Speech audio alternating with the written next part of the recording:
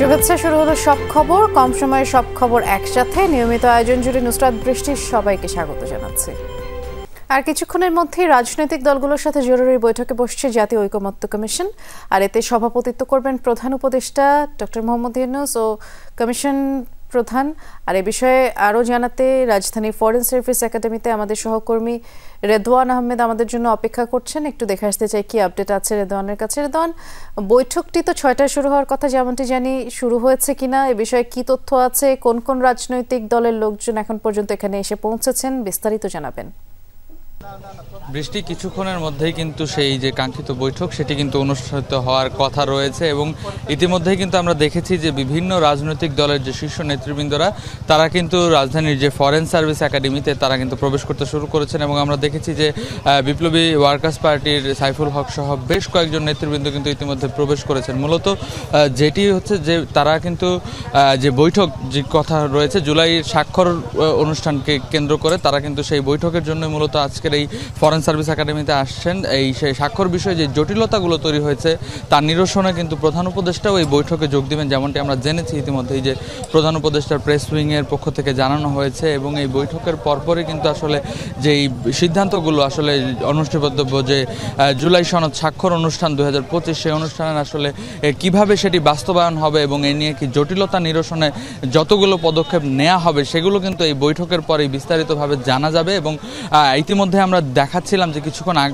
পর্যন্ত কিন্তু যতগুলো রাজনৈতিক দলের শীর্ষ নেতৃবৃন্দরা আছে তারা ভেতরে প্রবেশ করতে শুরু করেছেন এবং প্রধান উপদেষ্টা আসলে কিন্তু তারপরে যে মূল বৈঠকের যে আনুষ্ঠানিকতা সেটি কিন্তু শুরু হবে এবং সেটি শুরু হওয়ার পরপরই কিন্তু যে বৈঠকের যে মূল বিষয় সেগুলো কিন্তু সরাসরি সম্প্রচারও করা হবে এবং তারপরেই আসলে আমরা জানতে পারবো যে এই বৈঠকের যে মূল সিদ্ধান্ত সেটি আসলে কি। নিশ্চয়ই তখন আপনার মাধ্যমে জানিয়ে দেব। ধন্যবাদ জানাচ্ছি রেদওয়ান। জাতীয় ঐকমত্য কমিশনের এই জরুরি বৈঠক সম্পর্কে আমরা আলোচনা করব। বাংলা মোটর সেন্টারে আমাদের সহকর্মী সাইফুদ্দিন রবিন আমাদের জন্য অপেক্ষা করছেন। রবিন, আপনি এর আগের ঘন্টার সংবাদেও আমাদের সাথে যুক্ত হয়েছিলেন। সনদ স্বাক্ষর অনুষ্ঠানের কথাই আমরা যেটি বলছিলাম যে 2 দিন আগেই হঠাৎ করে একটি বৈঠক ডাকা হয়েছে। কি মনে হয় আজ কি কি বিষয়ে আলোচনা হতে পারে? মূলত জটিলতা যেটি নিয়ে সেই সনদ বাস্তবায়ন প্রক্রিয়া নিয়ে জানিয়ে কিন্তু ঐকমত্য হয়েছিল। সর্বশেষ এই ঐকমত্য কমিশনের যে সভাটি অনুষ্ঠিত হয়েছিল 9 অক্টোবর, সেখানে সেটি হচ্ছে গণভোটের মধ্য দিয়ে মূলত এই সনদটি বাস্তবায়ন হবে। কিন্তু সেই গণভোট কোন পদ্ধতিতে হবে, কবে হবে, কোন পন্থায় হবে, সেই সব বিষয় নিয়ে এবং গণভোটে কি কি বিষয় থাকবে এগুলো নিয়ে এখন পর্যন্ত কোনো ধরনের ঐকমত্যে পৌঁছানো যায়নি। যদিও গণভোটের মধ্য দিয়ে জুলাই সনদ বাস্তবায়ন প্রক্রিয়ায় ঐকমত্যে পৌঁছেছিল রাজনৈতিক দলগুলো, সেই প্রেক্ষাপট বিবেচনাতেই জাতীয় ঐকমত্য কমিশন 17 অক্টোবর নির্ধারণ করেছিল দিন এই জুলাই সনদ স্বাক্ষরের বিষয়টির জন্য। এবং এর আগে গতকাল রাতেই সব রাজনৈতিক দলের কাছেই জুলাই সনদের খসড়া পাঠানো হয়েছে, যে খসড়ায় 84টি বিষয় আসলে উত্থাপন করা হয়েছে ঐকমত্য কমিশনের তরফ থেকে। এই খসড়া পৌঁছানোর পরপরই আসলে মূলত রাজনৈতিক দলগুলোর মধ্যে নিজেদের অভ্যন্তরীণ আলাপ আলোচনা শুরু হয়। যদিও এই খসড়াটি নতুন করে বলার মতো উল্লেখযোগ্য পরিবর্তন হয়েছে এমনটিও বলা যায় না। পূর্বের যে খসড়াটি ছিল সেটিরই এক ধরনের প্রতিফলন বা প্রতিচ্ছবি আসলে স্পষ্ট হয়েছে এই খসড়ায়। নতুন করে কিছু কিছু বিষয় সংযোজন বিয়োজন সেসব ঘটেছে, কিন্তু অন্যান্য দলগুলো কেউ কেউ এই খসড়ায় যে মুক্তিযুদ্ধের পটভূমি উল্লেখ করা হয়েছে সেটি নিয়ে তাদের আপত্তির কথা বলেছে। যেমন বাম দলগুলো বলছে তারা নোট অফ ডিসেন্ট যেসব বিষয়গুলোতে রয়েছে বিভিন্ন দলের তরফ থেকেই সেই নোট অফ ডিসেন্ট এই ঐকমত্যের ভিত্তিতে তৈরি হওয়া জুলাই সনদের খসড়ায় বা জুলাই সনদের চূড়ান্ত সনদে থাকতে পারবে না, সেটি নিয়ে তাদের আপত্তি। অন্যদিকে এনসিপি বলছে, জাতীয় নাগরিক পার্টির নেতৃবৃন্দ তাদের অবস্থান হচ্ছে সাংবিধানিক আদেশের মধ্য দিয়ে এই জুলাই সনদের যে কার্যক্রম বা বাস্তবায়ন সেই প্রক্রিয়াকে কি করে এগিয়ে নিয়ে যাওয়া যায় সেটি যতক্ষণ না স্পষ্ট হবে ততক্ষণ তারা এই সনদের স্বাক্ষর নাও করতে পারে। এক ধরনের মিলন বা এক ধরনের একই রকম মত স্পষ্ট হয়েছে ইসলামী দলগুলো, যারা মূলত জামায়াতের নেতৃত্বে রাজপথের আন্দোলনে কর্মসূচি ঘোষণা করেছে, পিআর উচ্চকক্ষ এই সব নিয়ে, সেসবেরও চূড়ান্ত কোনো সুরাহা ঘটেনি, যেটিরও এক ধরনের প্রতিফলন আসলে এই জুলাই সনদেই থাকার কথা, যার ভিত্তিতে তারা জাতীয় নির্বাচন আয়োজনেরও দাবি জানিয়ে আসছে। এটি নিয়েও যেহেতু কোনো ধরনের সমাধান হয়নি, সে কারণে তারাও একটা অস্পষ্ট অবস্থানে রয়েছে। যদিও দলটির সর্বোচ্চ সর্বোচ্চ নীতি নির্ধারণী ফোরাম যেটি রয়েছে তাদের আজ রাতেও একটি বৈঠক হওয়ার কথা রয়েছে, কিন্তু এর আগেই এখনই কিছুক্ষণের মধ্যে জাতীয় ঐকমত্য কমিশনে সব রাজনৈতিক দলকে ডাকা হচ্ছে। সেখানে জরুরি সেই বৈঠকে ঐকমত্য কমিশনের সভাপতি হিসেবেই প্রধান উপদেষ্টা ডক্টর মোহাম্মদ ইউনূস তিনিও থাকবেন।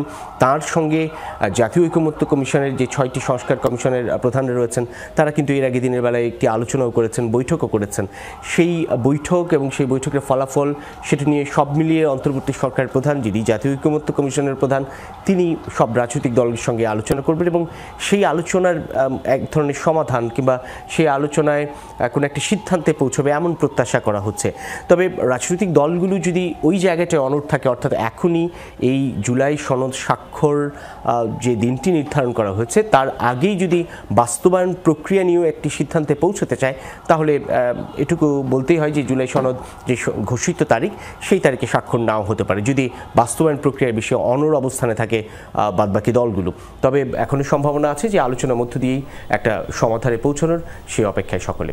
সেই অপেক্ষায় রইলাম। ধন্যবাদ বিস্তারিত আলোচনা করার জন্য রবিন। মিরপুরের পোড়া কেমিক্যালের গুদাম থেকে তেজস্ক্রিয়তা ছড়াচ্ছে, বিষাক্ত ধোঁয়ায় আচ্ছন্ন চারপাশ। স্বাস্থ্য ঝুঁকি দেখা দেয় ঘটনাস্থল আশপাশের নির্ধারিত এলাকায় কাউকে না থাকার পরামর্শ দিয়েছে ফায়ার সার্ভিস। এখনও আগুন জ্বলছে গোডাউনের ভেতরে। ঘটনাস্থলে নিখোঁজ স্বজনদের খুঁজে ফিরছেন অনেকে। পরিদর্শনে গিয়ে ব্যবসায়ীদের দায়ী করেছেন সমাজ কল্যাণ উপদেষ্টা, হুঁশিয়ারি দিয়েছেন আইনানুগ ব্যবস্থা নেয়ার। বাতাসে ভাসছে বিষাক্ত কেমিক্যালের সাদা ধোঁয়া। ঝাঁঝালো গন্ধের এই ধোঁয়ায় আক্রান্ত হয়েছেন আশেপাশে কারখানার অনেকে। তাদেরকে দ্রুত নিয়ে যাওয়া হয় চিকিৎসা কেন্দ্রে। এতে ক্ষোভে ফেটে পড়েন সেসব কারখানার শ্রমিকরা। অবস্থা বেগতিক দেখে কারখানা ছুটি ঘোষণা করে কর্তৃপক্ষ। বেলা বাড়লে পোড়া ভবনে ঢুকে আগুন নেভানোর চেষ্টা চালায় ফায়ারের কর্মীরা, তবে সেটি খুব একটা সফল হয়নি। ভবনটির আশেপাশে সাধারণের প্রবেশ নিষেধ করা হয়। অগ্নিকাণ্ডের ঘটনা নিয়ে ফায়ার সার্ভিস জানায়, কেমিক্যালের কারণে জায়গাটি বিপজ্জনক হয়ে উঠেছে। রেডিয়েশন ছড়িয়ে পড়েছে আশেপাশে।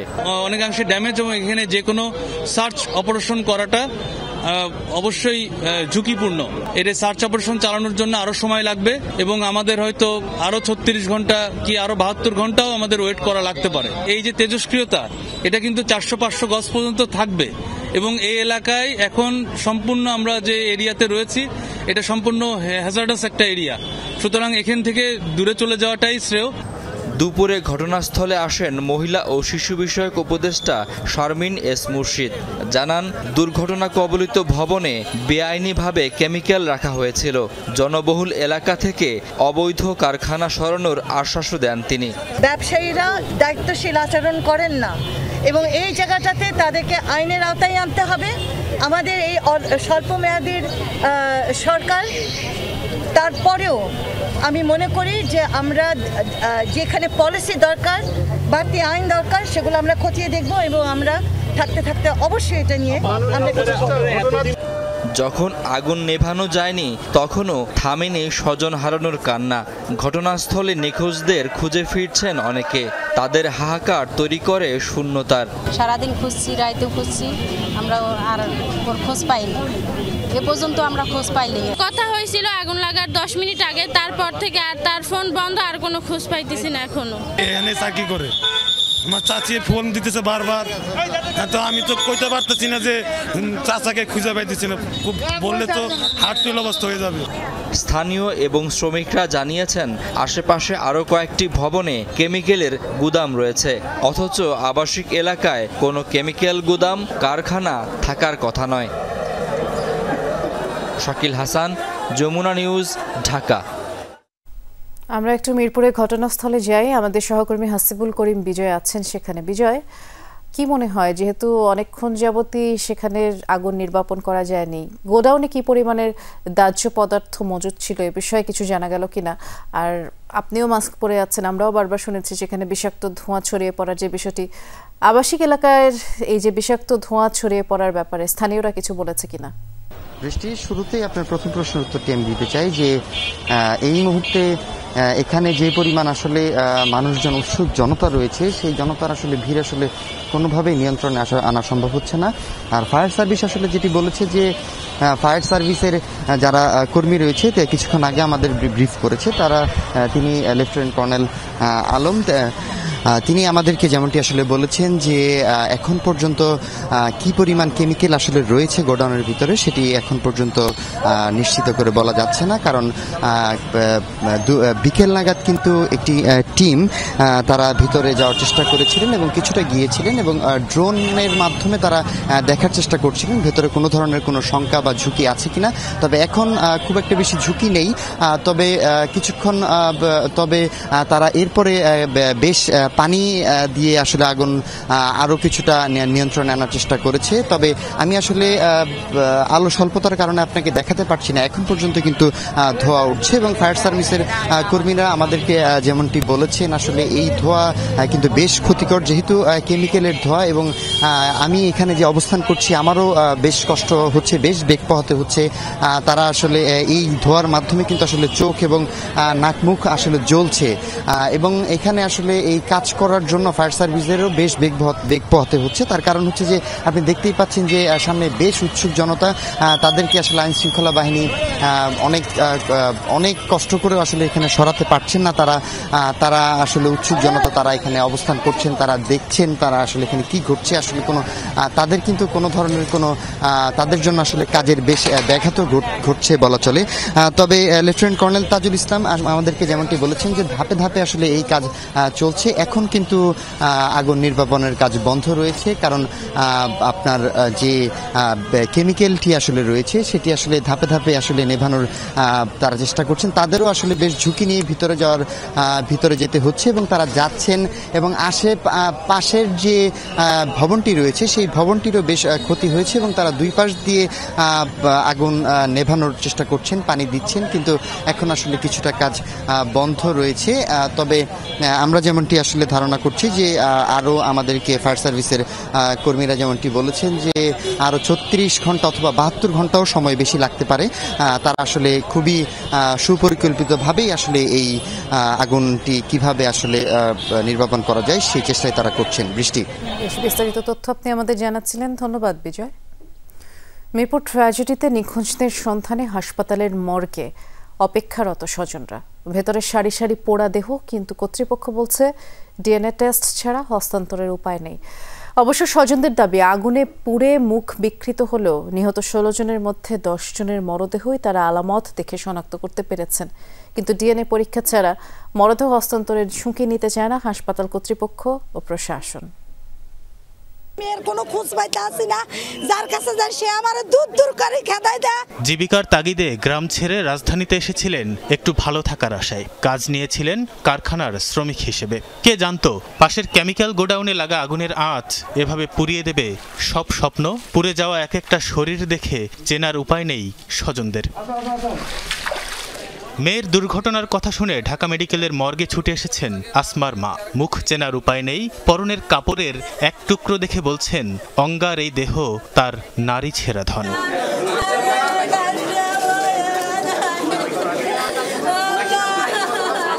দেশে থেকে আজকে রাতে আইসা এদের শনাক্ত করছে আমার বোনের কাপড় গায়ে দিয়া গার্মেন্টস আইছিল, একটা কাপড়ের টুকরা চিহ্ন পাইছি,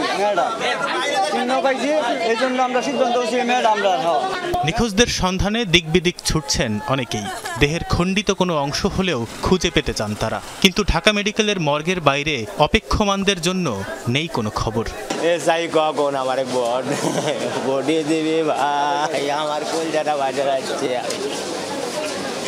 আমি ওই সওয়ালে তুই আমি কি করে বাঁচবো? এই খবর আমরা সকালে পাইছি, ঢাকা মেডিকেল আছে।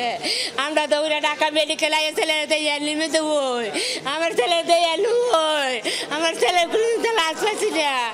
হাসপাতালের পরিচালক জানালেন, এখন পর্যন্ত বেশ কয়েকজনের মরদেহ দেখে শনাক্তের দাবি স্বজনদের, কিন্তু ডিএনএ পরীক্ষা ছাড়া মরদেহ হস্তান্তর সম্ভব নয়। ডিএনএ শনাক্ত হলে জেলা প্রশাসনের অনুমতি সাপেক্ষে পোস্টমর্টেম ছাড়াই মৃতদেহ নিতে পারবেন স্বজনরা। 10 জন ক্লেম করছেন যে তারা তাদের আত্মীয় স্বজনকে আইডেন্টিফাই করতে পেরেছেন, তবে কর্তৃপক্ষ, জেলা প্রশাসন বা পুলিশ নিশ্চিত না হয়ে তাদের কাছে লাশ হস্তান্তর করতে চাচ্ছে না। সবার ডিএনএ স্যাম্পল রেখে তারপরে লাশ হস্তান্তর করা হবে। আত্মীয় স্বজন যদি চায় যে আমরা পোস্টমর্টম করব না, তাহলে জেলা প্রশাসনের অনুমতি নিয়ে তারা ডেড বডি নিয়ে যেতে পারে। রূপনগর ট্র্যাজেডিতে দগ্ধ হয়ে বার্ন ইনস্টিটিউটে ভর্তি 3 রোগী শঙ্কামুক্ত বলে জানিয়েছেন চিকিৎসকরা। তানভীর সিদ্দিক, টিপু, যমুনা নিউজ, ঢাকা। চট্টগ্রাম বিশ্ববিদ্যালয় কেন্দ্রীয় ছাত্র সংসদ এবং হল সংসদ নির্বাচনের ভোট গ্রহণ শেষ হয়েছে। সকাল 9:30টায় শুরু হয়ে বিকেল 4টা পর্যন্ত ভোট গ্রহণ চলে। এখন ভোট গণনা চলছে, যা 2 ধাপে সম্পন্ন হবে। এর আগে বড় কোনো অভিযোগ ছাড়াই বিশ্ববিদ্যালয়ের 5টি অনুষদ ভবনে অবস্থিত ভোট কেন্দ্রে ভোট দেন ভোটাররা। 26টি পদের বিপরীতে ব্যালটে সিল দিতে বেশ সময় লেগেছে তাদের, আর এজন্যই সব কেন্দ্রেই লম্বা লাইন ছিল। দীর্ঘ সময় দাঁড়িয়ে অনেকেই বিরক্তি প্রকাশ করেন, তারপরও ভোটদানের আগ্রহে ভাটা পড়েনি কারো। তবে অমোচনীয় কালি ব্যবহার না করায় ক্ষুব্ধ প্রতিক্রিয়া জানায় ছাত্রদল ও শিবির সমর্থিত প্যানেলের ভিপি প্রার্থীরা। জাল ভোটের সংখ্যা জানান তারা। একই সাথে সুষ্ঠু ভোট হলে ফলাফল মেনে নিয়ে একযোগে কাজ করার প্রত্যয় ব্যক্ত করেন তারা। প্রশাসন আশ্বস্ত করেছে, ছবিসহ ভোটার তালিকা থাকায় কোনো ধরনের জাল ভোটের সম্ভাবনা নেই। চাকসু ও হল সংসদ মিলে প্রতিদ্বন্দ্বিতা করছেন 908 জন প্রার্থী। চাকসুতে 415 জন এবং হল সংসদে 493 জন। এর মধ্যে 24 জন প্রার্থী বিনা প্রতিদ্বন্দ্বিতায় নির্বাচিত হয়েছেন। এই নির্বাচনে মোট ভোটার 27,517 জন।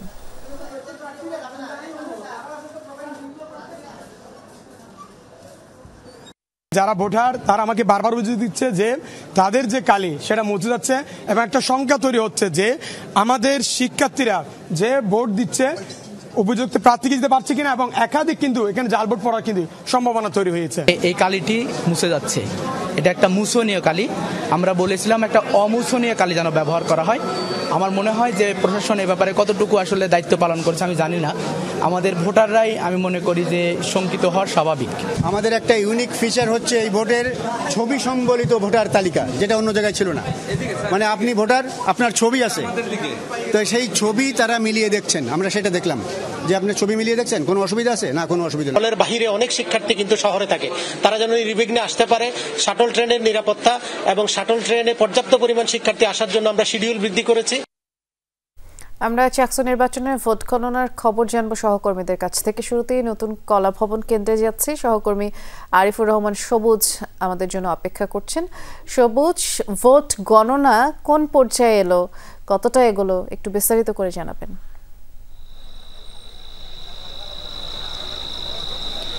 বৃষ্টি, মূলত ভোট গ্রহণ শেষের পর ভোট গণনার যে কাজটি সেই কাজটি শুরু হয়েছে। অর্থাৎ যেহেতু অনেকগুলো কক্ষ রয়েছিল, ভোট কক্ষ, সেই ভোট কক্ষগুলোতে যে ব্যালটগুলো ছিল সেই স্বচ্ছ ব্যালট বাক্স থেকে খুলে সেগুলো নতুন করে, অর্থাৎ প্রার্থীদের যে এজেন্ট রয়েছে সেই এজেন্টের সামনে সেগুলো আবার প্যাকেটবন্দি করা হয়, এবং তারপরে মূলত এক একটি কেন্দ্রের যে রিটার্নিং কর্মকর্তার কার্যালয়ে সেই প্যাকেটবন্দি ব্যালটগুলো নিয়ে আসা হয়, এবং সেখানেই রিটার্নিং কর্মকর্তার যে কার্যালয় সেখানেই ওএমআর শিটে মূলত ভোট হয়েছে। সেখানেই মূলত রিটার্নিং কর্মকর্তার কার্যালয়ে মেশিনে সেই ব্যালটগুলো দিয়ে ভোট গণনার যে কাজটি সেই কাজটি শুরু হয়েছে, এবং এটি কতক্ষণ নাগাদ চলতে পারে সেটি এখন আসলে নির্দিষ্ট করে বলা যায় না।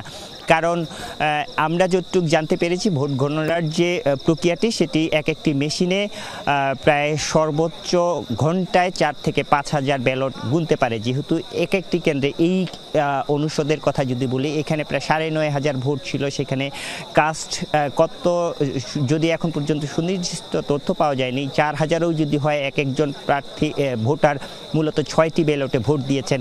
সেই হিসাবে প্রায় 20 থেকে 25,000 এক একটি কেন্দ্রেই মূলত ব্যালট রয়েছে। সেই কেন্দ্রগুলোতে যদি ঘন্টায় 5,000 ব্যালটও ধরা হয়, সেই হিসাবে 5 থেকে 6 ঘন্টা নিশ্চয়ই সময় লাগবে। এর পাশাপাশি যেহেতু দুপুরের পর থেকেই মূলত প্রার্থীদের মধ্যে পাল্টাপাল্টি অভিযোগ নিয়ে কিছুক্ষণ পরপরেই এক একটি কেন্দ্রে উত্তেজনা দেখা দিয়েছিল। কিছুক্ষণ আগে নতুনকলা ভবনের সামনে এলইডি স্ক্রিন বন্ধ থাকা নিয়ে এক ধরনের উত্তেজনা চলেছে। কিছুক্ষণ আগে এখানে 1 ঘন্টা ধরে এলইডি স্ক্রিন বন্ধ ছিল, এটির প্রতিবাদ করেছে ছাত্রদল। সেই সময় শিবির সমর্থিত যারা রয়েছে তারাও তাদের দিকে তেড়ে আসার একটি অভিযোগ রয়েছে, তাদের দিকে মারমুখী অবস্থানের একটি অভিযোগ ছাত্রদলের পক্ষ থেকে করা হয়েছে। এই প্রায় ঘন্টা খানেক ধরে এখানে এই দুই পক্ষের মধ্যে এখানে আমার পেছনের দিক ছাত্রদলের যারা সমর্থক তারা অবস্থান করছেন, একটু দূরে শিবিরের যারা সমর্থক তারা অবস্থান করছেন। এইরকম মুখোমুখি উত্তেজনা আছে। এখানে প্রশাসনের বাড়তি পুলিশ মোতায়েন করা হয়েছে এবং এলইডি স্ক্রিন যেটি বন্ধ ছিল সেটিও চালু করা হয়েছে। সব মিলিয়ে এখন পরিস্থিতি কিছুটা ঠান্ডা অবস্থা বিরাজ করছে। ধন্যবাদ বিস্তারিত জানানোর জন্য। আমরা এবারে যাব সহকর্মী রিয়াজ রায়হানের কাছে, তিনি আইটি ভবনে আছেন। রিয়াজ, ছাত্রদল এবং শিবির প্যানেলের ভিপি প্রার্থীরা তো বেশ কিছু অভিযোগই তুলেছিলেন, সেগুলোর কি হলো একটু আমাদেরকে জানাবেন। বৃষ্টি, অভিযোগ পাল্টা অভিযোগে পুরো দিনভর মোটামুটি মুখর ছিল।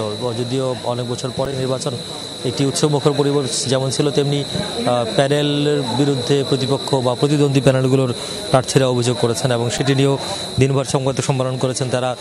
কেউ কেউ রিটার্নিং কর্মকর্তার কার্যালয়ে গিয়ে অভিযোগ করেছেন। তবে মোটা দাগে বড় যে অভিযোগগুলো সেটি হচ্ছে শিবির সমর্থিত যে প্যানেল তাদের অভিযোগ হচ্ছে তাদের প্রতিদ্বন্দ্বী প্যানেল ছাত্রদলের প্রতিনিধিত্ব বলছেন তারা বিভিন্ন জায়গায় শিক্ষার্থীদেরকে তারা ভোট দেওয়ার জন্য চাপ দেওয়ার সৃষ্টি করেছে। বিভিন্ন জায়গায় জোর করে প্রবেশ করার বিধান না থাকলেও প্রার্থী বেশ কয়েকজন সঙ্গে নিয়ে জোর করার প্রবেশ করার চেষ্টা করেছেন এবং নির্বাচনকে প্রভাবিত করার চেষ্টা করেছেন। পাশাপাশি শিবিরের বিরুদ্ধে, শিবিরের যে প্যানেল সমর্থিত প্যানেল সেই প্যানেলের প্রার্থীদের বিরুদ্ধে ছাত্রদলের যারা ভিপি ছিলেন তাদের বড় দাগে অভিযোগ ছিল যে তারা নির্বাচন প্রভাবিত করার চেষ্টা করছেন এবং নির্বাচনের কর্মকর্তাদেরকে তারা বলছেন যে এটি একটি পক্ষপাতদুষ্ট প্রশাসন এবং পক্ষপাতদুষ্ট নির্বাচন কমিশন, যারা একটি পক্ষকে শিবিরের প্রতি ইঙ্গিত করে বলছেন যারা একটি পক্ষকে জিতিয়ে দেওয়ার জন্য বা একটি পক্ষকে সুবিধা দিতেই তারা বিভিন্ন ধরনের কাজ করছেন। তো এই ধরনের অভিযোগ পাল্টা অভিযোগগুলো ছিল। তবে নির্বাচন কমিশন এখন পর্যন্ত এই বিষয়ে কোনো সিদ্ধান্ত জানায়নি বা তারা তবে অনেক অভিযোগ নিয়েই আসলে নির্বাচন কমিশনে যায়নি। দু একটি অভিযোগ নিয়ে দুপুরের আগে গিয়েছিল, কিন্তু দুপুরের পরে বড় দাগে কোনো ধরনের অভিযোগ নিয়ে তারা যায়নি। সেই কারণে অভিযোগটা আসলে অভিযোগ পর্যন্তই থেকেছে বা গণমাধ্যমের কাছে পর্যন্ত তারা অভিযোগ করেছে, কিন্তু নির্বাচন কমিশনকে লিখিতভাবে এখন পর্যন্ত কোনো অভিযোগ তারা দায়ের করেনি। আমরা একটু যদি ভোট গণনার চিত্র দেখাতে চাই, যে এখানে দেখতেই পাচ্ছেন যে এলইডি স্ক্রিন যেটি রয়েছে সেই স্ক্রিনে প্রত্যেকটি কক্ষ এখান থেকে স্পষ্ট করে দেখা যাচ্ছে। আমরা একটু যদি সামনে গিয়ে দেখাই, দেখা যাচ্ছে আর যেহেতু যেখানে ভোট গণনা হচ্ছে সেই কক্ষটি সবচেয়ে ছোট, এখানে ইঞ্জিনিয়ারিং ফ্যাকাল্টি সেখানকার চেয়ারম্যানের দপ্তরে, সেই কারণে প্রত্যেকটি কক্ষ থেকে যে 5টি ব্যালট বক্স রয়েছে সেই একটি করে কক্ষ থেকে ব্যালট বক্সগুলো এনে যেখানে ভোট গণনা করা হচ্ছে চেয়ারম্যানের কক্ষে, সেখানে ভোট গণনা শেষ করার পরে আবার আরেকটি কক্ষ নিয়ে আসা হবে। এইভাবে করে করে অন্তত এখানে 8টি কক্ষ রয়েছে, সেই 8টি কক্ষ থেকে তারা সর্বশেষ যেই প্রায় 102টির মতো বুথ ছিল সেগুলো তারা শেষ করবে। তো এখানকার নির্বাচন কর্মকর্তারা বলছেন যে তারা শেষ করার চেষ্টা করছেন এবং তারা যে দুইটি ভাবে মূলত যাচাই করার প্রক্রিয়া নির্ধারণ করেছেন, একটি ওভার পদ্ধতিতে এবং আরেকটি তাদের নিজস্ব পদ্ধতি। সেই দুইটি পদ্ধতিতে যদি গণনা স্বচ্ছতার জন্য গণনা শেষ করতে চান, তারা বলছেন অন্তত 10টা 11টা বা সর্বোচ্চ 12টার মধ্যে তারা নির্বাচনের যে পূর্ণাঙ্গ ফলাফল সেটি দিতে তারা সক্ষম হবে। এখন দেখা যাক আসলে কয়টার মধ্যে ফলাফল জানা যায়। ধন্যবাদ, আপনি বিস্তারিত জানাচ্ছিলেন। যুদ্ধবিরতি উপেক্ষা করে গাজায় আরও 9 ফিলিস্তিনিকে হত্যা করেছে ইসরায়েল। মঙ্গলবার গাজা সিটির পৃথক 2 স্থানে ইসরায়েলি বাহিনীর গুলিতে তাদের মৃত্যু হয়। গাজা সিটি হয়ে নিজ নিজ বাসায় ফিরছিলেন নিহতরা। আইডিএফের দাবি সেনা সদস্যদের খুব কাছাকাছি এসে পড়েছিলেন কয়েকজন সন্দেহভাজন হিসেবেই, তাই তাদের গুলি ছোড়া হয়। মৃত্যুর বিষয়টি নিশ্চিত করেছে ফিলিস্তিনি স্বাস্থ্য কর্তৃপক্ষ। নিহতদের গাজার আল আহলি ও আল নাসের হাসপাতালে নেওয়া হলে কর্তব্যরত চিকিৎসকরা মৃত ঘোষণা করে তাদের।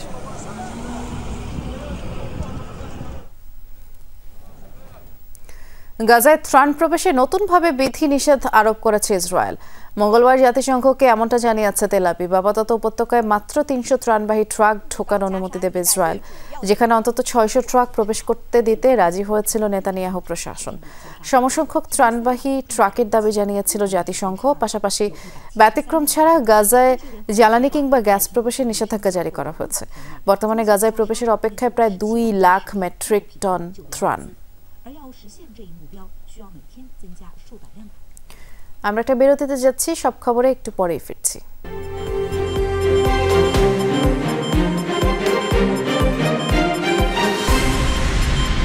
আবারও ফিরে এলাম সব খবরে। জুলাই সনদের বাস্তবায়ন পদ্ধতি নিয়ে 17 অক্টোবর রাজনৈতিক দলগুলোর মধ্যে কোনো চুক্তি হচ্ছে না। দীর্ঘদিনের আলোচনায় দলগুলো যেসব বিষয়ে একমত হয়েছে সে সংক্রান্ত নথিতে তারা সই করবেন বলে জানিয়েছেন আইন উপদেষ্টা আসিফ নজরুল। সচিবালয়ে এক ব্রিফিংয়ে তিনি বলেছেন, বিচার বিভাগের জন্য আলাদা সচিবালয় করার আইনের খসড়া কয়েক সপ্তাহের মধ্যেই উপদেষ্টা পরিষদে পাঠানো হবে। এ সরকারের আমলেই এটি আইনে পরিণত হবে বলেও আশা তার। জুলাই সনদের খসড়া চূড়ান্তের পর অনুলিপি রাজনৈতিক দলগুলোর কাছে পাঠিয়েছিল জাতীয় ঐকমত্য কমিশন। বলা হচ্ছিল 17 অক্টোবর সব রাজনৈতিক দলের স্বাক্ষরের মধ্য দিয়ে সনদ বাস্তবায়ন পদ্ধতি নির্ধারিত হবে। সচিবালয়ে এ নিয়ে সাংবাদিকদের সাথে এক ব্রিফিংয়ে কথা বলেন আইন উপদেষ্টা আসিফ নজরুল। বলেন, শুক্রবার রাজনৈতিক দলগুলোর মধ্যে কোনো চুক্তি হচ্ছে না। রাজনৈতিক দলগুলো যেসব বিষয়ে একমত হয়েছে সে সংক্রান্ত নথিতে তারা সই করবেন। সমস্ত রাজনৈতিক দল ওনারা যেই নিষ্ঠার সাথে এই পুরা প্রক্রিয়ায় আলোচনায় অংশগ্রহণ করেছেন, আমি বিশ্বাস করি ওনারা এই নিষ্ঠার একটা ধারাবাহিকতা হিসাবে জুলাই চার্টারে সাইন করবেন, কারণ একটা কন্টেন্ট নিয়ে জুলাই চার্টার হচ্ছে, মূল মতভেদ তো বাস্তবায়ন পদ্ধতি নিয়ে, তো সেটা তো আর সাইন করা হচ্ছে না। অন্তর্বর্তী সরকারের উপদেষ্টাদের নিয়ে বিভিন্ন রাজনৈতিক দলের পক্ষ থেকে প্রশ্ন তোলাকে গণতান্ত্রিক উত্তরণ হিসেবে দেখছেন আসিফ নজরুল। বলেন, সমালোচনা মেনে নেয়ার মানসিকতা থাকতে হবে। উপদেষ্টা পরিষদে থাকা লোকজনকে আপনার বিভিন্ন রাজনৈতিক দল বিভিন্ন পক্ষ থেকে ইচ্ছামতো যা মুখে আসে সমালোচনা করা হচ্ছে, হুমকি দেওয়া হচ্ছে, তো এর তো ভালো, এটা একটা গণতান্ত্রিক উত্তরণ বলা যায়। তবে যারা রাজনৈতিক দল আছেন ওনাদেরকে একটু বলে রাখি যে একই ধরনের কথাবার্তা আবার আপনাদের সম্পর্কে কেউ বললে সেটা শোনার মানসিকতাও কিন্তু আপনাদের থাকতে হবে। আইন উপদেষ্টা জানিয়েছেন, সুপ্রিম কোর্ট সচিবালয়ের কাজ অনেক দূর এগিয়েছে। কিছু বিষয়ে মতভিন্নতা থাকলেও এই সরকারের আমলেই এটি বাস্তবায়ন সম্ভব। আমার ধারণা এই সরকারের আমলেই তখন আমরা সুপ্রিম কোর্টে পৃথক সেক্রেটারিয়েট করতে পারবো। তানভীর মৌসুম, যমুনা নিউজ, ঢাকা। সফলতার 5 বছর পার করল দেশের একমাত্র হাইপার মার্কেট হোলসেল ক্লাব। ন্যায্য মূল্যে মানসম্পন্ন দেশি বিদেশি পণ্য সরবরাহ করে দৃষ্টান্ত স্থাপন করে আসছে এই মার্কেটটি। যমুনা গ্রুপের স্বপ্নদ্রষ্টা মরহুম নুরুল ইসলাম বাবুলের দেখানো পথেই ক্রেতাদের আস্থা অর্জন করে চলছে হোলসেল ক্লাব। প্রতিষ্ঠাবার্ষিকীর আয়োজনে এমনটাই বলেছেন যমুনা গ্রুপের চেয়ারম্যান অ্যাডভোকেট সালমা ইসলাম।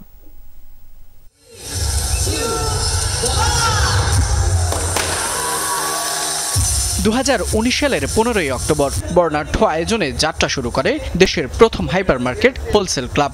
ন্যায্য মূল্যে মানসম্পন্ন পণ্য এই স্লোগানে হাইপার মার্কেটটি প্রতিষ্ঠা করেন যমুনা গ্রুপের স্বপ্নদ্রষ্টা নুরুল ইসলাম। প্রতিষ্ঠার পর থেকেই তার দেখানো পথেই এগিয়ে যাচ্ছে হোলসেল ক্লাব। ন্যায্য দামে সারা ওয়ার্ল্ডে পৃথিবী থেকে নামি দামি ব্র্যান্ড কালেকশন করে এনে আপনাদের সামনে উপস্থিত করার দায়িত্ব নিয়েছি আমরা। হাঁটি হাঁটি পা পা করে সেদিনের হোলসেল ক্লাব আজ 6 পেরিয়ে পা রাখল সফলতার 7 বছরে। ষষ্ঠ বর্ষপূর্তির আনন্দ ক্রেতাদের সাথে ভাগাভাগি করতে হোলসেল ক্লাবে চলছে গ্র্যান্ড শপিং ফেস্টিভ্যাল, যেখানে থাকছে আকর্ষণীয় র্যাফেল ড্র, বিশেষ ডিসকাউন্টের পাশাপাশি দেশি বিদেশি পণ্যেও থাকছে 50% পর্যন্ত আকর্ষণীয় মূল্য ছাড়। বুধবার ষষ্ঠ প্রতিষ্ঠাবার্ষিকীর আয়োজনে কেক কাটেন যমুনা গ্রুপের চেয়ারম্যান অ্যাডভোকেট সালমা ইসলাম। এ সময় শ্রদ্ধাভরে স্মরণ করেন যমুনা গ্রুপ ও হোলসেল ক্লাবের প্রতিষ্ঠাতা বীর মুক্তিযোদ্ধা নুরুল ইসলামের। বলেন, ক্রেতাদের আন্তরিক সেবার মধ্য দিয়েই স্বপ্নদ্রষ্টার আদর্শে এগিয়ে যাচ্ছে হোলসেল ক্লাব। আপনারা জানেন নুরুল ইসলাম বাবু সাহেব এই হোলসেলের ভিতরে তিনি প্রথম দিনে বলেছিলেন, আমার যারা এখানে আসবে, যারা কিনবে, যে ক্রেতারা আসবেন, তারা পৃথিবীর প্রত্যেকটি জায়গার যে পণ্য সেগুলো এখানে পাবে। একই ছাদের নিচে এর থেকে জেট পর্যন্ত যা যা পাওয়া যায় এখানে পাবে।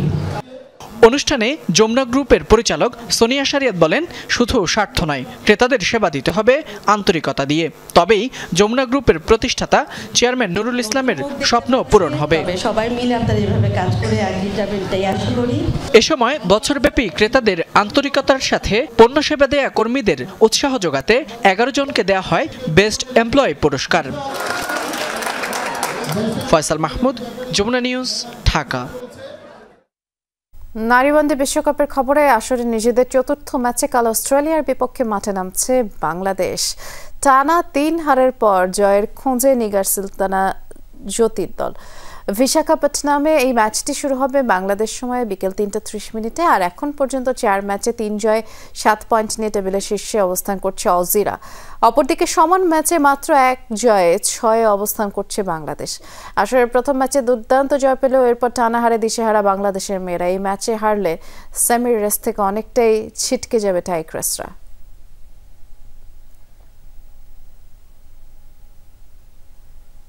এশিয়ান কাপ বাছাই ভারতের বিপক্ষে মর্যাদার লড়াইয়ে জয় ছাড়া অন্য কিছু ভাবছেন না অধিনায়ক জামাল ভুঁইয়া।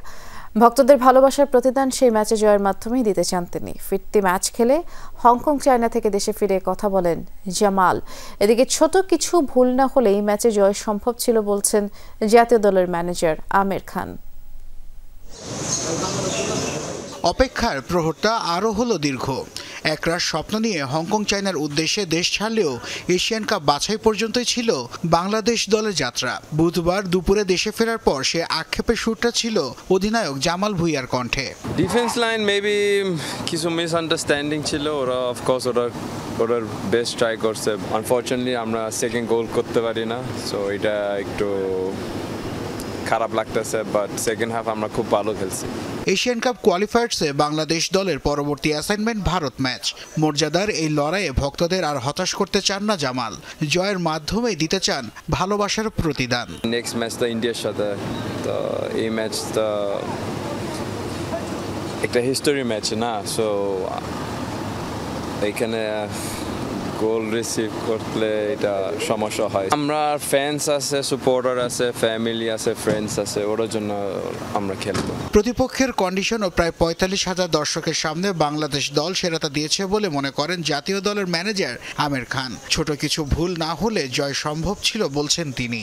এত ক্রাউডের সামনে যখন টিমটা খেলছিল তখন কিন্তু অলমোস্ট বলা যায় যে আমাদের কন্ট্রোলেই ছিল বল, কিন্তু সেখানে আনওয়ান্টেড একটা পেনাল্টি আমরা গোল রিসিভ করি।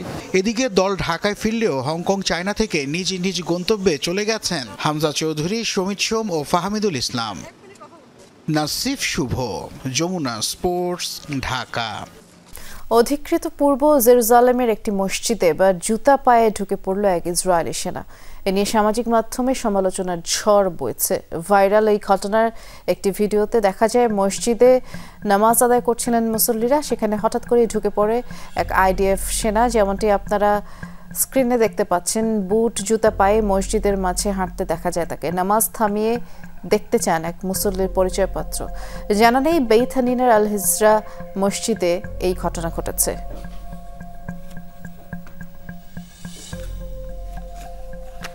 আবারও যাচ্ছি বিরতিতে, সব খবর নিয়ে এক্ষুনি ফিরছি।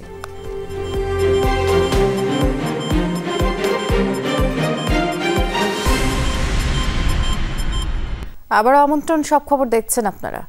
ওবায়দুল কাদের, আনিসুল হক, সালমান এফ রহমান সহ আওয়ামী লীগের শীর্ষ নেতাদের বিরুদ্ধে তদন্ত শেষ পর্যায়ে দ্রুতই প্রতিবেদন দাখিল করা হবে বলে জানিয়েছেন আন্তর্জাতিক অপরাধ ট্রাইব্যুনালের চিফ প্রসিকিউটর তাজুল ইসলাম।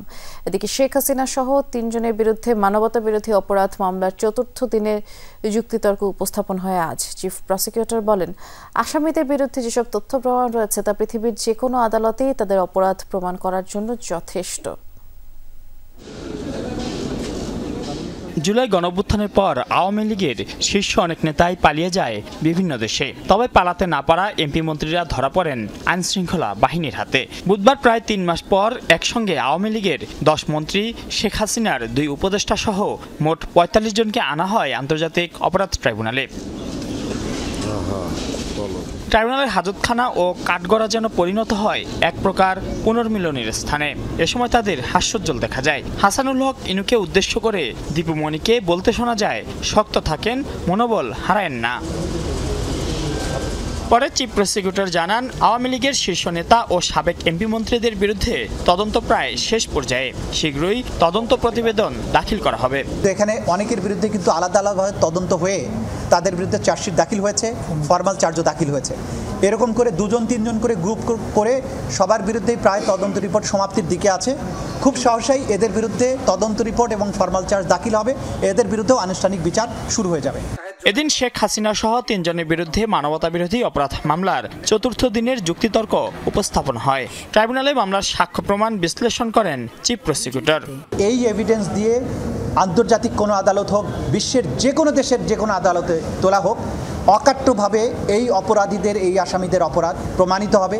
এই নির্দেশ এবং নির্দেশের এক্সিকিউশন এবং এটা যে একটা সুনির্দিষ্ট কাঠামো ফলো করে সুপিরিয়র কমান্ড থেকে অর্ডার আসা, তার নিচের টায়ারে, তার নিচের টায়ারে, তার নিচের টায়ারে সমস্ত কিছু অকাট্যভাবে প্রমাণিত হয়েছে।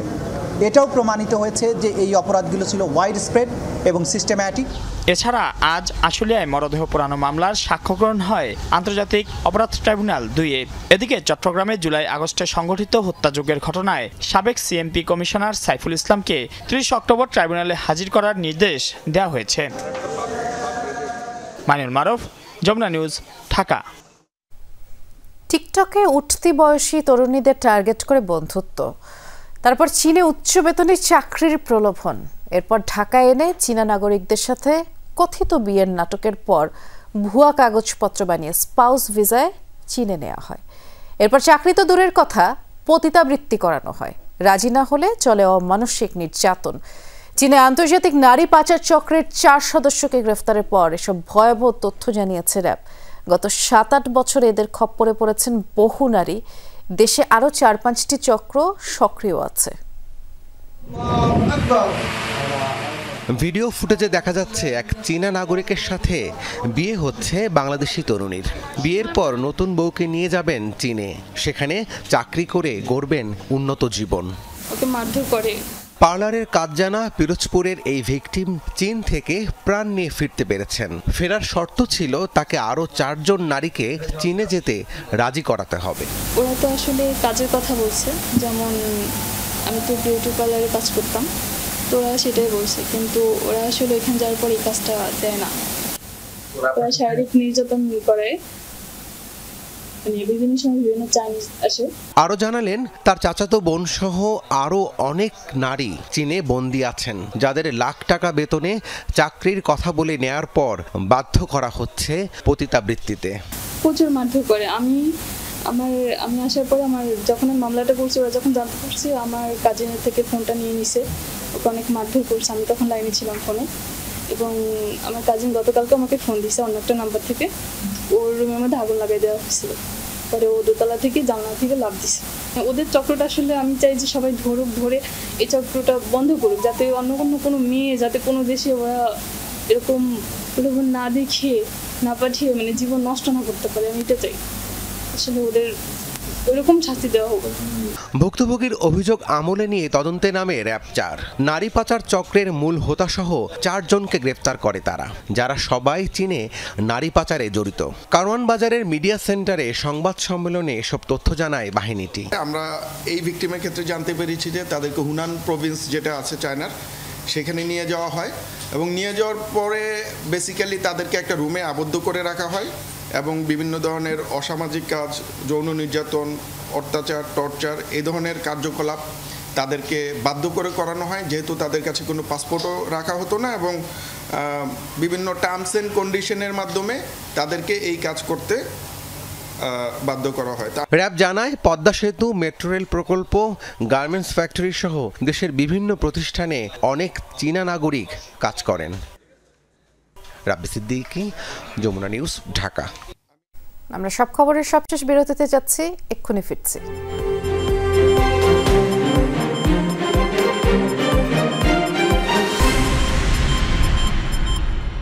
মেট্রো রেলের চলাচলের সময় আগামী রোববার থেকে 1 ঘন্টা বাড়ছে।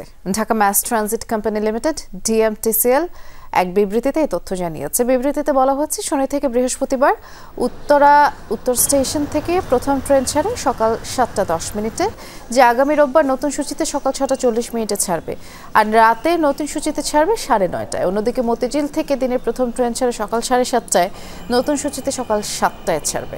রাতে মতিঝিল থেকে সবশেষ ট্রেন ছাড়ে রাত 9:40, নতুন সূচিতে ছাড়বে রাত 10:10। এছাড়াও আগামী মাসের মাঝামাঝিতে মেট্রো রেলের ট্রিপের সংখ্যা বাড়ানো হবে।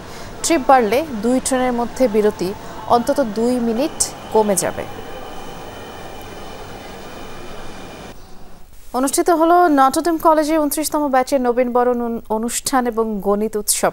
সকালে নটরডেম কলেজের আয়োজন করা হয়, আর নবীনবরণ অনুষ্ঠান গণিত উৎসব উপস্থিত ছিল প্রায় 600 শিক্ষার্থী। এ সময় ডক্টর ফাদার হেমন্ত পিউস রোজারিও বলেছেন, কঠিন জিনিসকে সহজ করে তোলার জন্যই এই উৎসবের আয়োজন, আর এই গণিতের মাধ্যমে জটিল জিনিসকে সহজে সমাধান করা সম্ভব ছাত্রদের কাছে। এর মাধ্যমে শিক্ষার্থীদের স্কিল ডেভেলপমেন্ট হবে বলেও জানান ফাদার হেমন্ত পিউস রোজারিও। শিক্ষার্থীরা বলেন, এই উৎসবের মাধ্যমে গণিত ভীতি দূর হবে।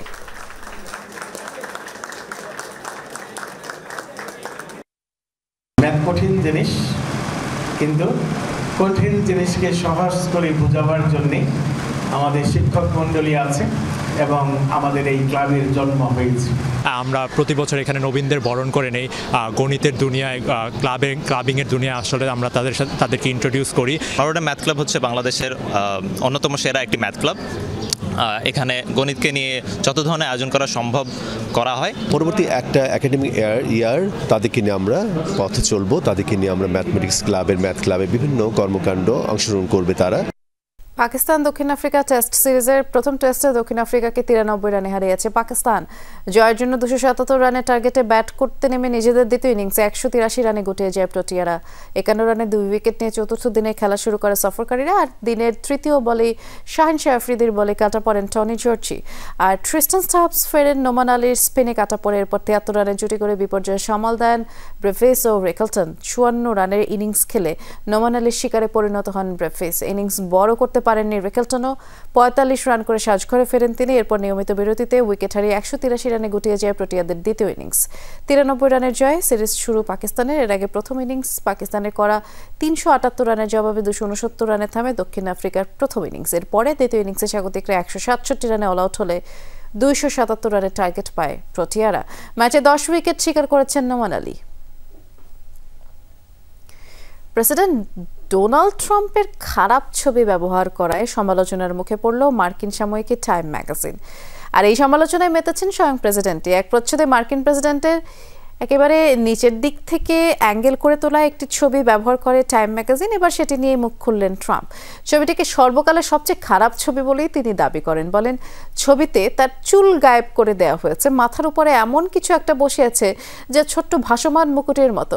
মার্কিন প্রেসিডেন্ট আরও বলেন, নিচ থেকে ছবি তোলা তিনি কখনোই পছন্দ করেন না। টাইম ম্যাগাজিনে ছাপানো ছবিটিকে অদ্ভুত ও ভয়াবহ বলে মন্তব্য করেন তিনি। এছাড়া আজকে সব খবরের সব আপডেট সাথে থাকার জন্য ধন্যবাদ। নিরাপদে থাকবেন।